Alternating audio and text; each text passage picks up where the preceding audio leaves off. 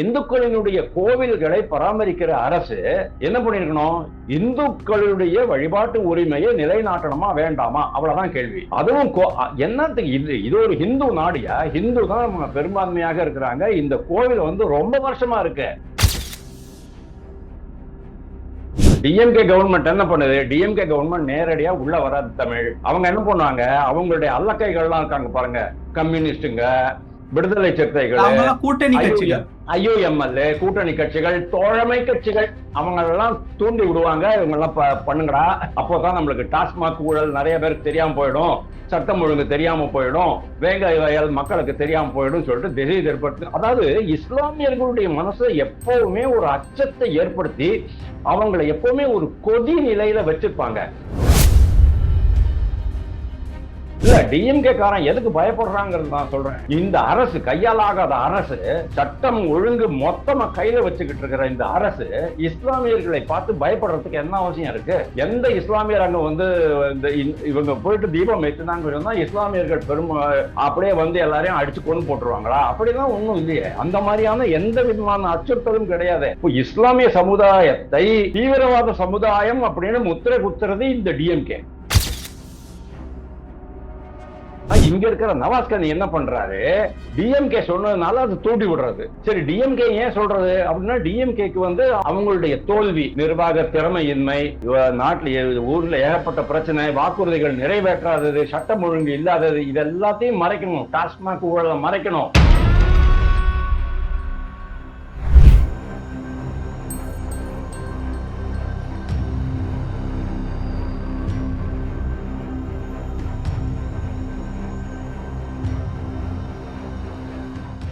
Real one நேயர்களுக்கு வணக்கம். இன்று நம்மளுடைய நேர்காணலுக்கு அரசியல் விமர்சகரான திரு வாசுதேவன் அவர்கள் இணைஞ்சிருக்காங்க. சார் வணக்கம். வணக்கம் தமிழ். எப்படி இருக்கீங்க? நல்லா இருக்கேன் தம்பி, நல்லா இருக்கேன். நேற்று திருப்பரங்குன்றத்துல 144 போடுற அளவுக்கு சிச்சுவேஷன் ரொம்ப கிரிட்டிக்கல் ஆயிடுச்சு. போராட்டக்காரர்கள் அப்படிங்கிற பேரை எடுத்துட்டு சங்கிகள் அப்படின்னு சொல்லிட்டு போடுங்க அப்படிங்கிற மாதிரியான விஷயங்களும் சமூக வலைத்தளங்கள்ல உலாவிக்கிட்டு இருந்தது. கார்த்திகை தீபத்தின் போது கலவரம் வெடித்தது ஏன் அப்படிங்கிற கேள்வியும் எழுந்திருக்கு. எப்படி பாக்குறீங்க? நேற்றுக்கு எங்க எல்லாருக்குமே பெரிய டிசப்பாயின்மெண்ட் தான், மிகப்பெரிய ஏமாற்றம். இந்துக்கள் அனைவருக்குமே மிகப்பெரிய ஏமாற்றம். கோர்ட்ல ஆர்டர் கொடுத்துருக்குறாங்க, விளக்கேற்றலாம், தீபம் ஏற்றலாம் அப்படின்னுட்டு. அதுவும் அந்த விளக்கு தூண்லயே தீபம் ஏற்றலாம் அப்படின்னு சொல்லியிருக்கிறாங்க. தீபத்தூண் அப்படின்னு ஒண்ணு இருக்கு, அங்கேயே ஏற்றலாம் சொல்லிருக்கிறாங்க. அப்படி இருந்தும் கூட இவங்க அலோவ் பண்ணல. கடைசியில என்ன பண்றாங்க? அந்த ஆர்டர் வாங்கிட்டு வந்து சிஆர்பிஎஃப் வீரர்களுடைய துணையோட 10 பேர் போகலாம் அப்படின்னு சொல்றாங்க. 10 பேர் அங்க போறாங்க. மலை ஏறும்போது கரெக்டா கமிஷனர் வந்து தடுக்கிறாரு.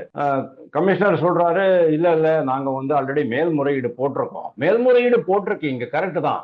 மேல்முறையீடு அவங்க வந்து மேல்முறையீடுல விசாரணை நடத்தி அது தீர்ப்பு சொன்ன பிறகுதான் அது லாகுவாகும். அதுக்கு முன்னால இப்போ இருக்கிற உத்தரவுப்படி நாங்க போய்தான் ஆகணும்ட்டு அவங்க சொல்றாங்க. ஆனாலும் கூட அவங்க விடலை. அதுக்கப்புறம் என்ன ஆகுது? இந்த ஒரு 200-300 பேர் தான் இவங்க போட்டிருக்காங்க. 500 பேர்னுட்டு 500 பேர்லாம் அங்க இருக்கல. கொஞ்சம் பேர் அங்க கலாட்டா பண்றாங்க. அதாவது நான் வாக்குவாதம் பண்ணிட்டு இருக்கிறாங்க, அவ்வளவுதான். ஏன்னா கோர்ட்டுல உத்தரவு கொடுத்துருக்கு, அந்த கோர்ட்டு உத்தரவுப்படி நாங்க போகிறோம் அப்படின்னு சொன்னா அதுக்கு கூட அலோவ் பண்ணல அவங்க. அதாவது இது அன்கான்ஸ்டிடியூஷனல் இல்லையா? அதாவது ஒண்ணு கோர்ட் அவமதிப்பு, கோர்ட் நீதிமன்ற ஆணையை அவமதிக்கிற மாதிரி ஆகிறது. அவர் சொல்றாரு 6 மணிக்கு நீங்க தீபம் ஏத்தணும், 6 மணிக்கு தீபம் ஏத்தலன்னா 6:05க்கு நாங்க வந்து அவமதிப்பு வழக்கு தொடருவோம் அப்படிங்கிற மாதிரி நீதித்துறையே சொல்லியிருக்குது. அப்படி இருந்தும் கூட அவங்க வந்து நீதித்துறையினுடைய உத்தரவை புறக்கணிக்கிறாங்க. அந்த அளவுக்கு யாரு தைரியம் கொடுத்தது இவங்களுக்கு? ஒண்ணு. ரெண்டாவது, இது வந்து சட்டப்படி தவறு. அவங்க நடத்துறது வந்து இது ஒரு சமுதாய மக்களுடைய மத நம்பிக்கை. அந்த நம்பிக்கைக்கு நீங்க எதிராக, அதாவது யாரு வேணாலும் அவங்களுடைய மத நம்பிக்கையை கடைபிடிக்கலாம் அப்படிங்கிறது நம்ம அரசியல் அமைப்பு சட்டப்படி கொடுத்திருக்கிற உரிமை. அந்த உரிமையில நீங்க கை வச்சிருக்கிறீங்க. அப்போ இது வந்து அன்கான்ஸ்டிடியூஷனலா இல்லையா? அரசியலமைப்பு சட்டத்திற்கு விரோதமா இல்லையா? இந்த 2 விஷயத்தையும் தமிழ்நாடு அரசு நேத்திக்கு பண்ணிடுச்சு.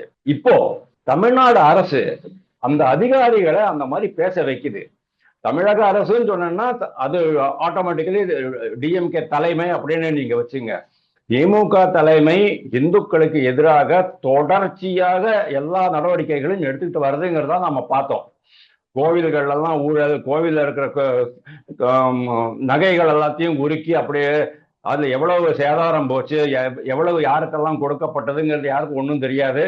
அதே மாதிரி கும்பாபிஷேகம் சொல்லிட்டு 1008 போலிக்கணக்கு ஒரு 3000 கோயிலுக்கு கும்பாபிஷேகம் பண்ணிட்டோம் சொல்றது, அதுக்கப்புறமா அன்னதானம் திட்டம் அப்படிங்கிறது, அதுக்கப்புறமா அங்கேயே வணிக வளாகம் கட்டுறது, மருத்துவக் கல்லூரி, இந்த கல்லூரி அந்த கல்லூரி எல்லாம் கட்டுறது, இது எல்லாமே இந்துக்களுக்கு எதிரான செயல்பாடுகளாக தான் நம்ம பார்க்கிறோம். ஆகம விதி முறைகளுக்கு விதி மீறல்கள் நிறைய எல்லா கோவில்களிலும் நடந்துகிட்டு இருக்கு. அங்க இருக்கிற அர்ச்சகர்களுக்கு சம்பளம் கொடுக்கறதுல 3000 ரூபாய் தான் சம்பளம், அந்த சம்பளத்தை கூட அவங்க கொடுக்காம போயிட்டு இருக்கிறாங்க. இந்த அளவுக்கு போயிட்டு இருக்கு. இந்த மாதிரி ஒரு அரசு, இந்துக்களினுடைய கோவில்களை பராமரிக்கிற அரசு என்ன பண்ணிருக்கணும்? இந்துக்களுடைய வழிபாட்டு உரிமையை நிலைநாட்டணுமா வேண்டாமா, அவ்வளவுதான் கேள்வி. அதுவும் என்னத்துக்கு? இது ஒரு ஹிந்து நாடியா? ஹிந்து தான் பெரும்பான்மையாக இருக்கிறாங்க. இந்த கோவில் ரொம்ப வருஷமா இருக்கு. அந்த சிக்கந்தர் தர்கா எப்போ வந்துச்சு? சிக்கந்தர் தர்கா அப்படின்னு சொல்றாங்க. அது எனக்கு உண்மையிலேயே அது இருக்காங்க தெரியல. அந்த சிக்கந்தர் அங்க புதைச்சிருக்கிறதா சொல்றாங்க. அதுவும் நம்மளுக்கு தெரியாது. அந்த அமைப்பை நீங்க பாத்தீங்கன்னு சொன்னா, அந்த அமைப்பே முதல்ல ஒரு கோவிலா தான் இருந்திருக்கு. அதனால்தான் அந்த கோவில் பக்கத்துல அந்த கம்பம், என்ன கம்பம்? விளக்கு கம்பம், விளக்கு தூண், அதாவது தீபத்தூண் அப்படின்னு சொல்லுவாங்க.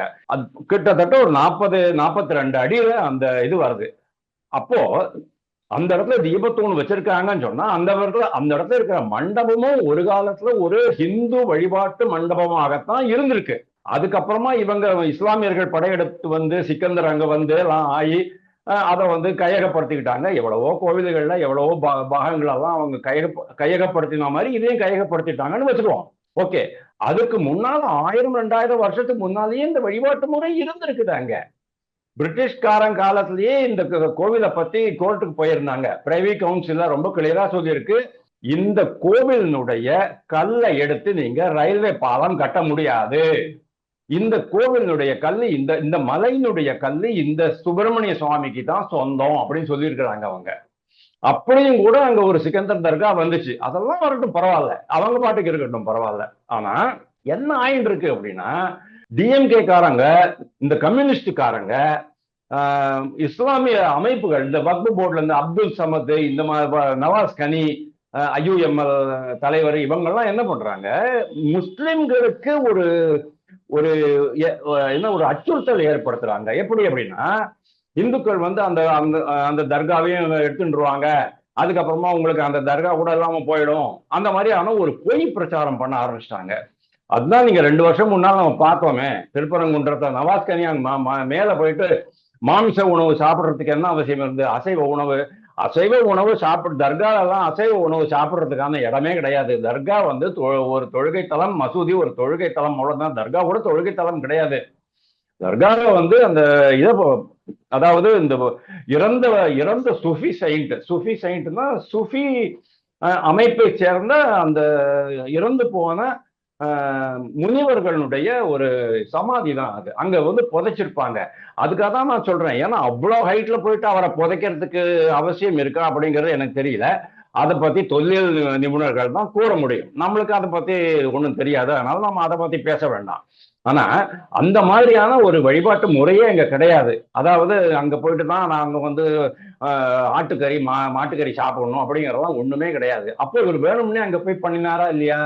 அதாவது டிஎம்கே கவர்மெண்ட் என்ன பண்ணுது? டிஎம்கே கவர்மெண்ட் நேரடியா உள்ள வராது. தமிழ் அவங்க என்ன பண்ணுவாங்க? அவங்களுடைய அல்லக்கைகள்லாம் இருக்காங்க பாருங்க, கம்யூனிஸ்டுங்க, விடுதலை சிறுத்தைகள், கூட்டணி கட்சிகள், ஐயுஎம்எல் கூட்டணி கட்சிகள், தோழமை கட்சிகள், அவங்க எல்லாம் தூண்டி விடுவாங்க. இவங்க எல்லாம் பண்ணுங்கடா, அப்போதான் நம்மளுக்கு டாஸ்மாக் ஊழல் நிறைய பேருக்கு தெரியாம போயிடும், சட்டம் ஒழுங்கு தெரியாம போயிடும், வேங்காய வயல் மக்களுக்கு தெரியாம போயிடும் சொல்லிட்டு திசை ஏற்படுத்தி, அதாவது இஸ்லாமியர்களுடைய மனசை எப்பவுமே ஒரு அச்சத்தை ஏற்படுத்தி அவங்களை எப்பவுமே ஒரு கொதி நிலையில வச்சிருப்பாங்க.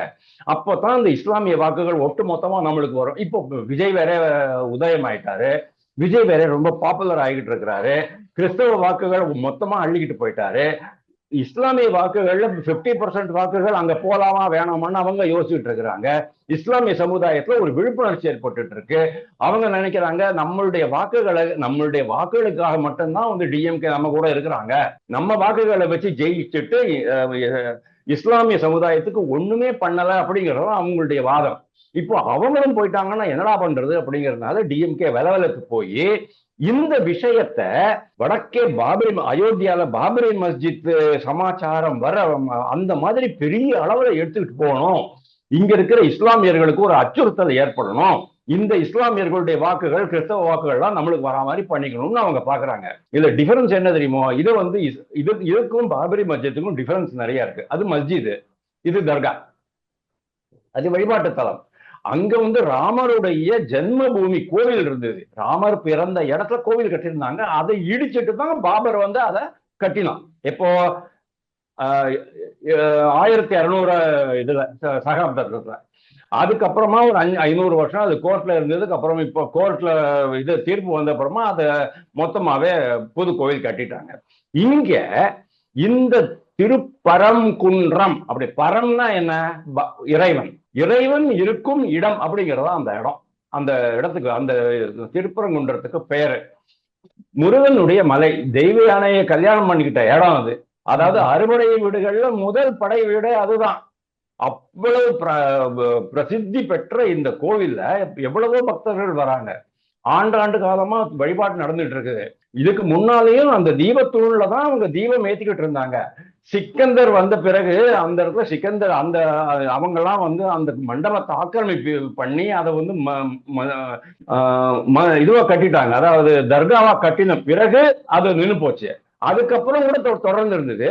ஆனா பிரிட்டிஷ்காரன் காலத்துல 1944 ரெண்டாவது உலக போர் வர ஆரம்பத்துல பிரிட்டிஷ்காரன் சொன்னா இங்கெல்லாம் நீங்க அதை பண்ணக்கூடாது அப்படின்னு. அன்னையில இருந்து 1944 இருந்து 2025 வரைக்கும் இந்துக்கள் போராடிக்கிட்டு தான் இருக்கிறாங்க. பல்வேறு வழக்குகள் பல்வேறு நீதிமன்றங்கள்ல நிலுவையில இருக்கு. நீதிமன்றங்கள் நம்மளுக்கு தெரியும் எப்படி வேலை பண்றது அப்படின்ட்டு. இதுக்கெல்லாம் இன்னும் ஒரு 400-500 வருஷத்துக்கு அப்புறம் தான் அவங்க வந்து தீர்ப்புகள் கொடுப்பாங்க போல இருக்கு. லக்கிலி என்னாச்சு, ஒருத்தர், அவர் பேர் என்ன, எழுமலை ராமா ரவிக்குமார் அப்படின்ட்டு ஒருத்தர் வந்து கோர்ட்டுக்கு போறாரு. கோர்ட்டுக்கு போயிட்டு டக்குன்னு அதை வாங்கிட்டு வந்துடுறாரு. இவ்வளவு வருஷத்துக்கு அப்புறமா, கிட்டத்தட்ட எவ்வளவு, 1944 அங்க 56, கிட்டத்தட்ட 80 வருஷம், 80 வருஷத்துக்கு அப்புறமா உயர் நீதிமன்றம் நம்மளுக்கு இவங்களுக்கு தீர்ப்பு கொடுக்குறாங்க, இந்துக்களுக்கு அங்க போயிட்டு நீங்க இதை தீபம் ஏத்தலாம் அப்படின்ட்டு. என்னையா ப்ராப்ளம் உங்களுக்கு? அங்க தீபம் ஏத்தினா இல்ல, டிஎம்கே காரன் எதுக்கு பயப்படுறாங்கிறது நான் சொல்றேன். இந்த அரசு, கையாலாகாத அரசு, சட்டம் ஒழுங்கு மொத்தமா கையில வச்சுக்கிட்டு இருக்கிற இந்த அரசு இஸ்லாமியர்களை பார்த்து பயப்படுறதுக்கு என்ன அவசியம் இருக்கு? எந்த இஸ்லாமியர் அங்க வந்து இவங்க போயிட்டு தீபம் ஏற்றினாங்க இஸ்லாமியர்கள் அப்படியே வந்து எல்லாரையும் அடிச்சு கொண்டு போட்டுருவாங்களா? அப்படிலாம் ஒண்ணும் இல்லையே. அந்த மாதிரியான எந்த விதமான அச்சுறுத்தலும் கிடையாது. இப்போ இஸ்லாமிய சமுதாயத்தை தீவிரவாத சமுதாயம் அப்படின்னு முத்திரை குத்துறது இந்த டிஎம்கே. இந்த டிஎம்கே காரங்க, இந்த தோழமை கட்சிகள் எல்லாமே தான் அவங்கள வந்து தூண்டி விட்டு அவங்கள வன்முறை செய்ய சொல்லி அவங்களுக்கு வந்து தீவிரவாத முத்திரை குத்துறாங்க. இந்துக்கள் குத்தல. ஏன்னா எல்லா இடத்துலயும் நீங்க பாருங்க, எங்க கோவிலும் மஸ்ஜித் பக்கத்துல இருக்கோ, மசூதி பக்கத்துல இருக்கோ, அங்க எல்லாமே மத நல்லிணக்கம் இன்னைக்கு வரைக்கும் கடைபிடிக்கப்பட்டு தான் இருக்கு. சம்பல்ல உத்தரப்பிரதேசத்துல சம்பல் அப்படிங்கிற இடத்துல கல்கி பகவானுடைய கோவில், அந்த கோவில தான் ஒரு நடுவில் ஒரு பிரச்சனை வந்தது. அதுக்கு காரணம் வந்து அங்க இருக்கிற இஸ்லாமியர்கள் ஒத்துழைக்கல. மற்றபடி எல்லா இடத்துலயும் இஸ்லாமியர்கள் ஒத்துழைச்சுக்கிட்டு தான் இருக்கிறாங்க. இங்கேயும் இஸ்லாமியர்கள் ஒத்துழைக்கத்தான் செய்ய போறாங்க. ஏன்னா நம்ம ஐயப்பன் கோவில் போற வழியில, அதாவது சபரிமலை போற வழியில நம்ம பாக்குறோம், எருமேலின்னு ஒரு இடம் இருக்கு. அந்த எருமேலியில அதாவது 2வது ஐயப்பன் கோயில் இருக்கும். அதுக்கு எதிராக ஒரு பெரிய மாஸ்க் கட்டிருக்கிறாங்க. ஐயப்ப பக்தர்கள் எல்லாம் அந்த மாஸ்க்குள்ள போயிட்டு சுத்திட்டு வருவாங்க, காணிக்கையும் போட்டுட்டு வருவாங்க. அது மத நல்லிணக்கம். ஆனா இங்க இருக்கிற நவாஸ்கனி என்ன பண்றாரு, டிஎம்கே சொன்னதுனால அது தூண்டி விடுறது. சரி, டிஎம்கே ஏன் சொல்றது அப்படின்னா, டிஎம்கேக்கு வந்து அவங்களுடைய தோல்வி, நிர்வாக திறமையின்மை, நாட்டில் ஊர்ல ஏகப்பட்ட பிரச்சனை, வாக்குறுதிகள் நிறைவேற்றாதது, சட்டம் ஒழுங்கு இல்லாதது, இது எல்லாத்தையும் மறைக்கணும். டாஸ்மாக் ஊழலை மறைக்கணும். அதுல இருந்து மக்களுடைய கவனத்தை திசை திருப்பறதுக்காக நவாஸ்கனி மாதிரி அப்துல் சமதுக்கு அங்க போறதுக்கு என்ன அவசியம் இருக்கு? அப்துல் சமத் வந்து வக்ஃப் வாரிய தலைவர், அவர் எதுக்கு அங்க போறாரு? அதனால இன்னொன்னு சொல்றேன் கேளுங்க, முக்கியமான சமாச்சாரம். இவங்க என்ன பண்ண போறாங்க? தீபத்தூண்ல போவாங்க, தீபம் ஏத்துவாங்க, முருகனுக்கு அரோவரா சொல்லுவாங்க, வெற்றிவேல் முருகனுக்கு அரோவரான்னு 10 கோஷம் போடுவாங்க, சத்தம் போடாம கலைஞ்சு வந்துட போறாங்க, அவ்வளவுதானே. அப்போ இஸ்லாமிய சமுதாயத்தினர் என்ன பண்ணிருக்கணும்? நாங்களும் வருவாங்க, நாங்க அங்க வந்து உங்களுக்கு வந்து ஜூஸ் கொடுப்போம், மோர் கொடுப்போம், புளிய சாதம் கொடுப்போம், புளிசோறு கொடுப்போம் அப்படின்னு சொல்ல வேண்டாமா? அதுதானே என் மத நல்லிணக்கம். இஸ்லாமியர்களை அந்த மாதிரி நல்வழிப்படுத்துறதை விட்டுட்டு அவங்களோட நீ வன்முறை பண்ணு. நெல்லை கண்ணன் சொன்ன மாதிரிதான், இந்த மோடியும் அமித்ஷாவையும் ஜோதி முடிங்கடா அப்படின்னு சொன்னார் பாருங்க நெல்லை கண்ணன். அது மாதிரி இஸ்லாமியர்களை வேணும்னே தீவிரவாதிகளாக தூண்டுவது இந்த கவர்மெண்ட். அதனால இது இந்த விஷயம் இதோட நிக்க போறது இல்ல. சரி, ஓகே, இந்த 10 பேர் போனாங்க, சிஆர்பிஎஃப் வீரர்களோட போனாங்க. உடனே அங்க வந்து கமிஷனர் யக்ஞ நாராயணன் வந்து ஸ்டாப் பண்ணிடுறாரு. அவர் பேரு யக்ஞ நாராயணன். எவ்வளவு அழகான பேர் பாருங்க. யக்ஞம்னா வேள்வி, ஹோமம், நாராயணங்கிறது அந்த நாராயணனோட பேரு. அப்பேற்பட்ட ஒருத்தர் அந்த பேர் வச்சிட்டு இருக்கிறவரே வந்து இந்துக்களுக்கு எதிராக இந்துக்களுடைய அடிப்படை உரிமையை சட்டம் கொடுத்திருக்கிற, அரசியலமைப்பு சட்டம் கொடுத்திருக்கிற உரிமையை பறிக்கிற அளவுக்கு போறாங்கன்னு சொன்னா இந்த நாடு எங்க போய்கிட்டு இருக்கு அப்படிங்கிறது தெரியல. நாளைக்கு வந்து நம்ம ஏதாவது கோயிலுக்கு போகணும்னு சொன்னா கூட நம்ம கோர்ட்டுக்கு போயிட்டு நோட்டீஸ் வாங்கிட்டு தான் போகணும் போல் இருக்கு. அந்த அளவுக்கு இந்துக்கள் ஒடுக்கப்படுகிறார்கள். நான் வந்து இஸ்லாமிய சமுதாயத்திலிருந்து இன்னைக்கு இந்துக்களுக்கு ஒரு பெரிய இது இருக்கு, அச்சுறுத்தல் இருக்குன்னு நான் சொல்லவே இல்லை. அச்சுறுத்தல் இருக்குன்னு நான் சொல்லல. ஆனா அச்சுறுத்தல் எங்க இருந்து வருதுன்னு கேட்டா இந்த டிஎம்கே மாதிரி கம்யூனிஸ்ட் மாதிரி. இதெல்லாம் அந்த கம்யூனிஸ்ட்காரர் என்னது சார் அப்படி சொல்லணும்? அவர் என்ன சொன்னார் சொல்லுங்க? கலவர தீபம் அப்படின்னு சொன்னாரு. ஒரு கார்த்திகை தீபத்தை கலவர தீபம்னு சொல்ற அளவுக்கு உனக்கு திமிர் இருக்குன்னு சொன்னா, அந்த திமிரை நீ வந்து இஸ்லாமியர்களுடைய சந்தன கூட உற்சவத்துக்கு நீ சொல்லுவியா? அது சந்தன கூடா இல்ல வேற ஏதாவது கூட உன்னால கேட்பியா? கேட்க தைரியம் இருக்குதா உனக்கு? நான் கேட்கிறேன், உங்கள்கிட்ட பண்ண முடியுமா? அதே மாதிரி இவங்க வேளாங்கண்ணியில ஏதோ ஒரு உற்சவம் பண்ணுவாங்க, பனிமாதா இதுல தூத்துக்குடியில பனிமாதா கோவில்ல ஒரு உற்சவம் பண்ணுவாங்க. அதை பத்தி தவறாக உங்களுக்கு பேசுறதுக்கு தைரியம் இருக்குதா உங்களுக்கு? ஆனா இந்துக்களை மட்டும்தான். சு வெங்கடேசன் எப்பவுமே ஆன்டி ஹிந்து, டிஎம்கே ஒரு ஆன்டி ஹிந்து. அதனாலதான் அவங்க சொன்னாங்க மலேரியா கொசு மாதிரி, டெங்கு கொசு மாதிரி இந்த இந்துக்கள் எல்லாம் ஒழிப்போம், புகை வச்சு ஒழிப்போம் அப்படின்னு சொன்னாங்க. அவங்க புகை போட்டு அழிக்கிறது தான் கொசு. அந்த அளவுக்கு ஒரு வன்மம் உள்ள anti Hindu party, anti Hindu அரசு இருக்கிற வரைக்கும் இதுக்கு வேற வழி கிடையாது. நம்ம தமிழ்நாட்டுல இந்துக்களை தான் நல்லா தூங்கிக்கிட்டு இருக்கிறாங்க. இஸ்லாமியர்களுடைய அந்த காலத்து அட்டகாசம் எல்லாம் இன்னும் அவங்களுக்கு மறந்து போச்சு. ஸ்ரீவில்லிபுத்தூர்லயும் காளையார் கோவில்லையும் இதுலயும் ஸ்ரீரங்கத்திலையும் நடந்த பல விஷயங்கள் இவங்க மறந்துட்டாங்க. ஆரணிலையும் காஞ்சிபுரத்திலையும் நடந்த பல விஷயங்கள் இவங்க மறந்துட்டாங்க. திருப்பியும் அந்த நாட்கள் வரணும் அப்படிங்கிறது தான் இவங்களுடைய இது. அதாவது இவங்களுடைய தோல்விகளை எல்லாம் மறைக்கிறதுக்காக இவங்க வந்து திருப்பி விடுறதுதான், வேற ஒண்ணும் இல்லை. ஆனால் ஒண்ணு சொல்றேன், இந்த விஷயம் இது வந்து பாபரி மஸ்ஜித்துக்கு சமமாக இருக்காது. ஆனால் தமிழ்நாட்டில் இந்துக்களை பெரும் அளவில் ஒன்றிணைக்கக்கூடிய ஒரு மிகப்பெரிய போராட்டமாக வெடிக்க போகிறதுங்கிறத என்னால சொல்ல முடியும். பல விஷயங்கள் பேசணும். நேரத்துக்கு ரொம்ப நன்றி. தேங்க்யூ.